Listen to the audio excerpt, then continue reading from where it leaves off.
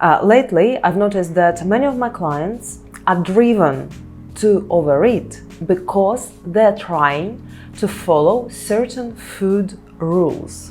In this video, we're going to talk about food rules that sabotage your results. My name is Olga Onoshenko. I'm a nutritionist, psychotherapist, personal trainer, and PhD. And this is my channel that marries psychology and physiology of weight loss or maintaining healthy weight. I've been helping people to lose weight and build better relationships with food, body, and themselves for 10 years. And please subscribe to my channel because I'm posting here really useful videos. I think they're very valuable, and please check my previous videos if you are struggling to lose weight. So lately, I've noticed that many of my clients are driven by food rules, and these rules do not serve them. What rules are we talking about? I have to eat now because I'll get home late, and eating late is bad. And then we eat just in case, not to eat later, late at night, even if we're not hungry. Another rule, all carbs should be eaten in the first half of the day because our insulin sensitivity is better in the morning than at night, and we tolerate carbs better in the morning. And then we overeat in the morning, and at night we still want carbs, and it may end up with binging. Next, dessert only after a meal. If you eat dessert without a meal, you will have a glucose spike. And as a result, we're eating a meal, a dessert, get heavy, bloated, overeaten, have energy, consumed energy that our body didn't need, and as a result, we're gaining weight. No fruit in the evening. And then we want fruit and we cannot have fruit, and this causes frustration, and we either have fruit and feel guilty, or instead of fruit we have something that we didn't want to have. I'll explain later how it is better to behave in such situations. What will be beneficial for you. Snacks must be balanced, no naked carbs. You need to have fat with your carbs or protein with your carbs, otherwise there will be glucose spike. I think I have a video about glucose spikes on this channel. If not, in my Instagram, I will put links below this video. So instead of single apple, we have an apple and a handful of nuts, or an apple and yogurt, which is fine, which is a good advice, but sometimes we don't need these nuts and yogurt. We're not that hungry, we just want a very light, small snack, something juicy. So these rules force us to eat more than we need in this particular moment, and sometimes it's okay, but very often it leads to overconsumption. So when we're trying to micromanage our blood sugar or build a perfect meal, a perfect plate, this ends up in increased calorie intake. Increased calorie intake brings extra fat brings insulin resistance and metabolic diseases, and when we are insulin resistant, we have higher blood glucose spikes, inadequate hunger, and so on.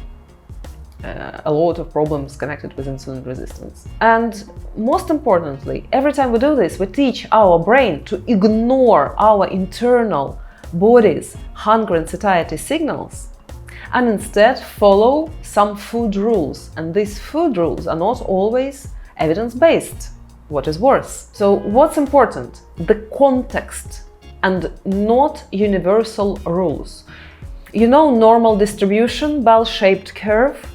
One rule will not fit 100% of people. So instead of blindly following certain rules, you also need to check in with yourself and see how this works for you in your particular context, with your metabolism, with your level of activity, with your genetics, with your state of nervous system, and so on. And in general, rigid food rules ignore context and are simply maladaptive cognitive patterns. They may temporarily reduce anxiety. I'm following rules, I'm preserving my health, I'm good.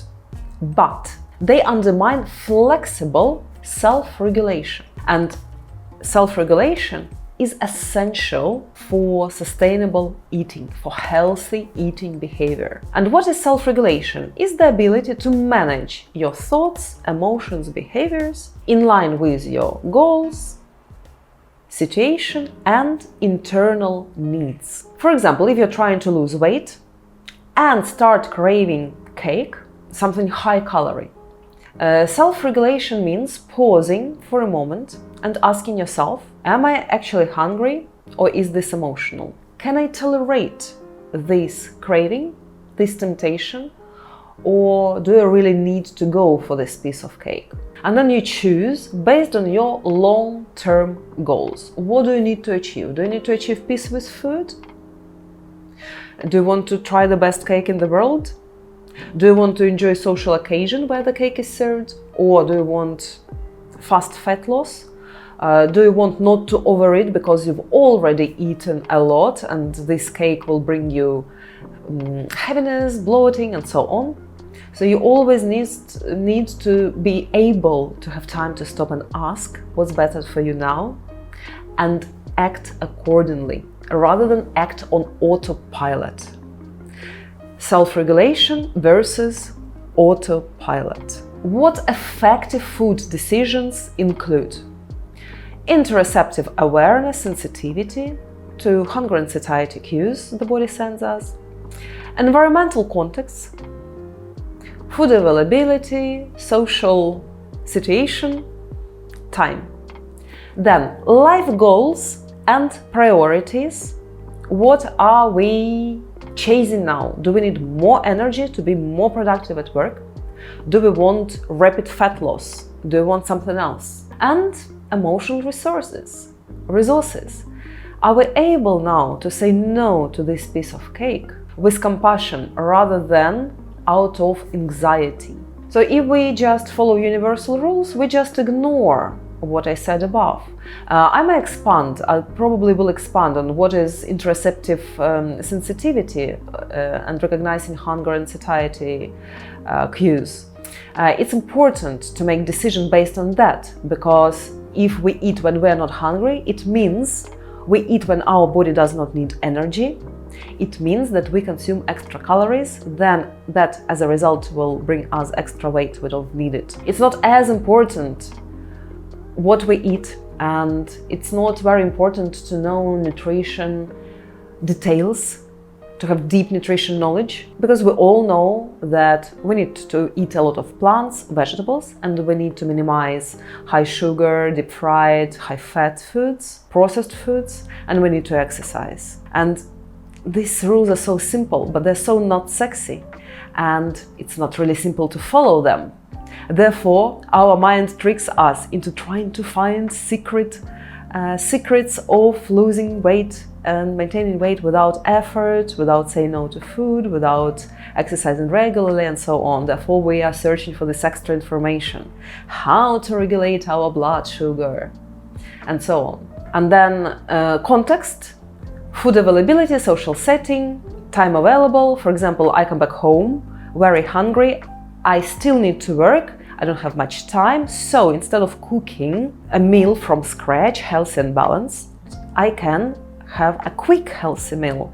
I'm opening a can of tuna, a can of beans, brand Brindisa or Navarico, I always confuse, or Honest Bean, something like this. Some brands make really tasty beans in transparent glass jars. And then I add some rocket or spinach to this, and I get a very quick meal, very balanced and healthy. Or I can snack mindfully on a nut bar, for example, if I prefer so, if I need something more calorie dense. It's all about trial and error, and by experimenting you find out what your body reacts better to and what you need in different situations. I'll give my examples later. And then life goals and priorities are important when you make decisions, because are you pre-diabetic and you want to reverse your condition? And then, of course, you need to be extra careful with the quality of carbs you're having, be more cautious. But if your blood glucose regulation is healthy, if you're insulin sensitive, then all you need is to be moderate, to be honest, and not worry about the carbs you consume, and better worry about your physical activity, your protein and fiber intake, and eating unprocessed foods.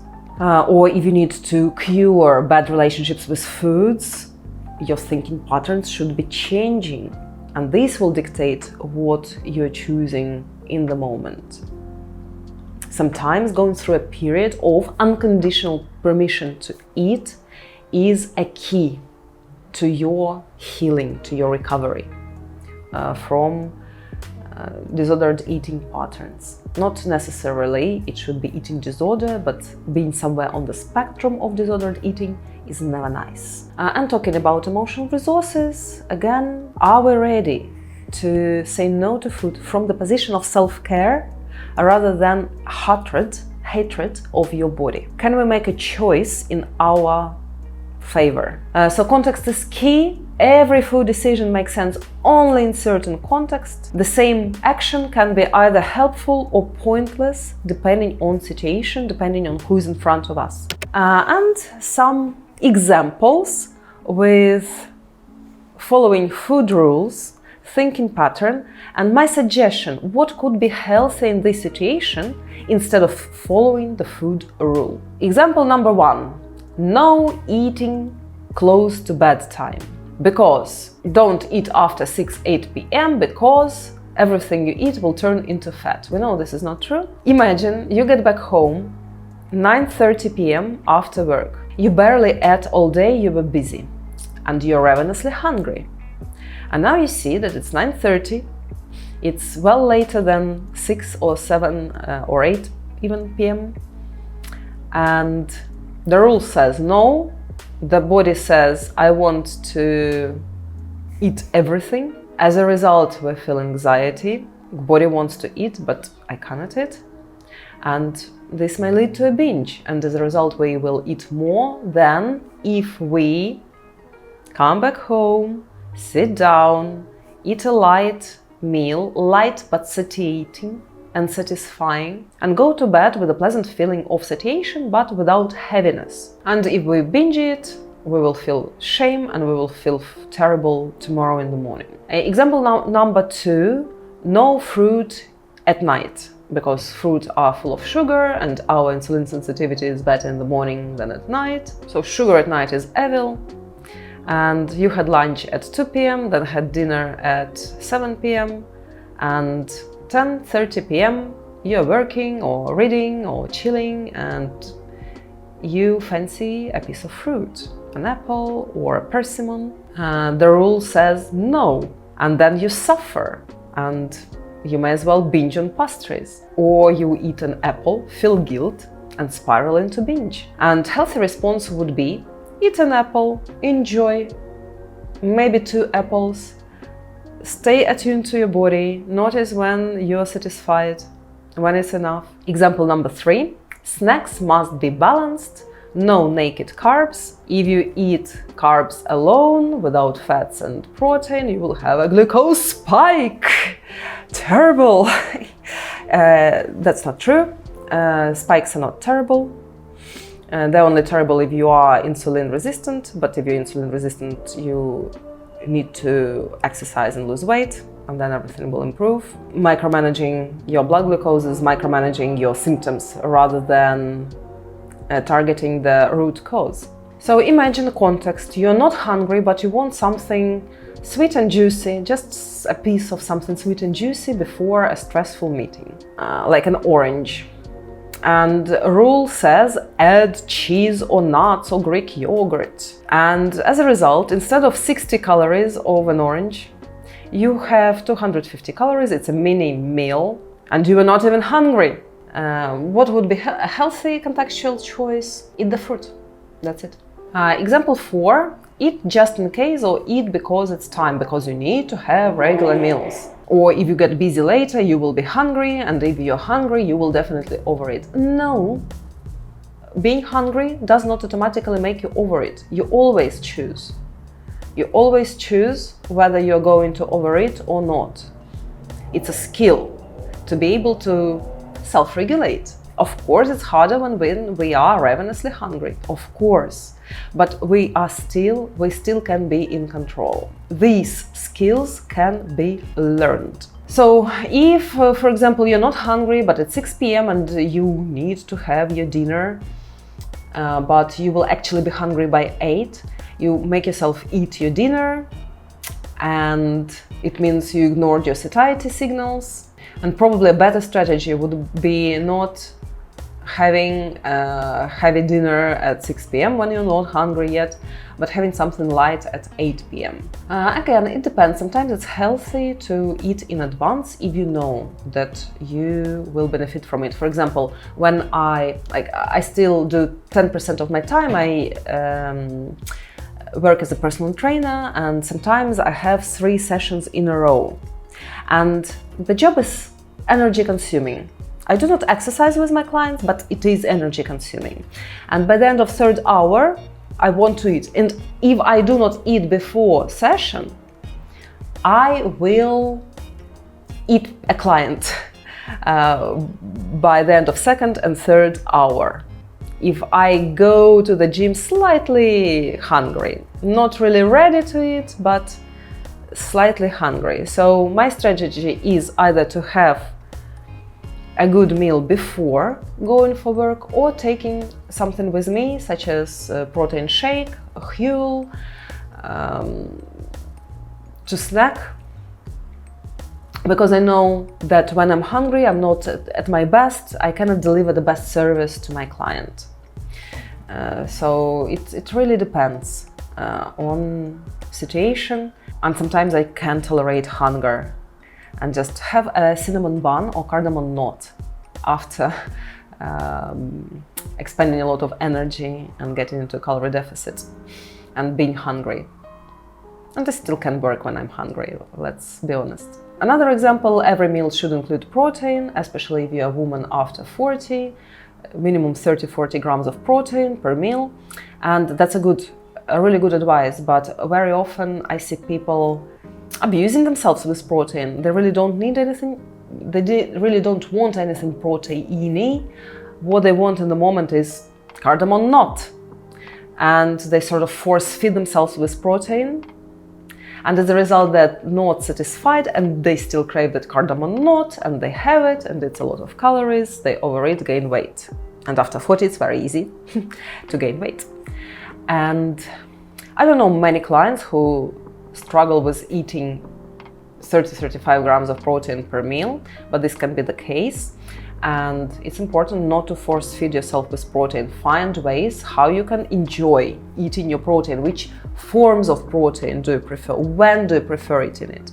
And if one meal will be low protein, it's not the end of the world, because what's more important is not overeating, not consuming alcohol, training hard. For health, before 40, after 40, of course it's important to meet minimum requirements of protein, but do not be obsessed. Because I've seen many people with eating disorders or disordered eating patterns force feeding themselves protein and then still wanting something they really want, some dessert, some carbs. And they say no to this in favor of protein, and then binge and overeat. And it's all about listening to your body, listening to yourself, to your needs, and treating yourself with compassion. The worst protein you force feed yourself with. The best food is the one that satisfies your body and soul. By the way, I do have vegan clients who do not try hard to meet their protein requirements. They grow nice muscle because we train hard. I do not support the negligence, but they still have good results. And then I have vegan clients who consciously eat enough protein, and I support that. But if you're worried about your muscles, it's more important to lift and to achieve progressive overload rather than eat a lot of protein. So what's the bottom line? Rules are not as important as your context. Rules without context is like GPS without location. They can be useful guidelines that are really evidence-based, not glucose goddess. But only you can make decision. And this decision should be based on how you feel, what works for you, what your body needs. Am I actually hungry? What's my schedule? What's food access? Many years ago, I've been to China, and the only food available probably was McDonald's, but I was so afraid of McDonald's that I was even attempting to boil eggs in a pot in a hotel, and really 2 weeks of eating McDonald's would not kill you. That was my context, that was my circumstances, and I had a lot of stress in this situation, a lot. That really influenced my travel and my experience and my emotional health, my mental health. What else is important? Your goals. Do you need consistency? Do you need speed of weight loss? And your psychological resource. So if you have any questions, please write them down in comments. If this video was useful, press a like, subscribe. Don't forget to subscribe. Do not forget to watch previous videos and check links under this video. These are the links to my Instagram profile, where I show how I eat and exercise from a position of respect and care of my body, rather than anxiety of being afraid of gaining weight, and inquire about my psychotherapy and nutrition consultations and programs. See you soon!